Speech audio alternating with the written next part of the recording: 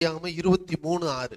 எங்கள் ஆண்டவனே, எங்கள் ஆண்டவனே, நாங்கள் சொல்லுகிறதை கேளும், நான் சொல்லுகிறதை கேளும், எங்களுக்குள்ளே நீர் மகா எங்களுக்குள்ளே நீர் மகா பிரபு. இது யார் சொன்னா அப்படின்னா, யார பார்த்து சொன்னான்னா, ஆபிரகாம் ஒரு நாடோடியா அகதி போல திரிகிறான். ஆபிரகாம் சாப்பாட்டுக்கு வழி இல்லாத ஒரு கோஷ்டியா இருந்தாங்க. ஆண்டவர் அவனை அழைக்கிறதுக்கு முன்னாடி பெட்டியில சின்ன சின்ன பொம்மைகளை செஞ்சு வச்சு, அதுதான் அன்னைக்கு தெய்வ பொம்மைகள், அதெல்லாம் செஞ்சு வச்சு தலையில சுருமாடு கட்டி கொண்டு போய் தெரு தெருவா விற்கணும்.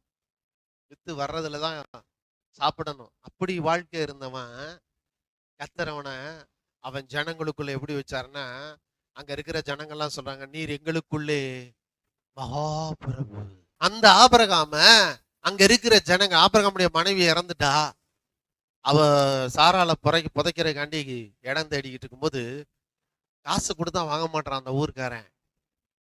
ஆபிரகாம பார்த்து அவங்க சொல்றாங்க, நீர் எங்களுக்குள்ளே மகாபிரபு. காரணம் என்ன தெரியுமா? காரணம் என்ன தெரியுமா?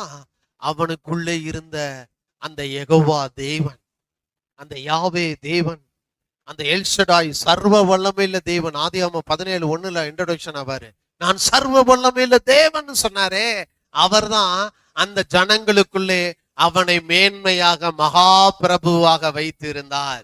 அதே தேவன், அதே இயேசு கிறிஸ்து இன்றைக்கு உனக்குள்ளே இருக்கிறார். உனக்குள்ளே, உன்னை சுற்றி இருக்கிற ஜனங்களுக்குள்ளே உன்னை மகா பிரபுவாக உயர்த்தி மேன்மையாக வைக்கும்படி இயேசு கிறிஸ்து உனக்காக சிலுவையிலே மரித்து 3 நாள்ல உயிரோடு எழுந்திருக்கிறார்.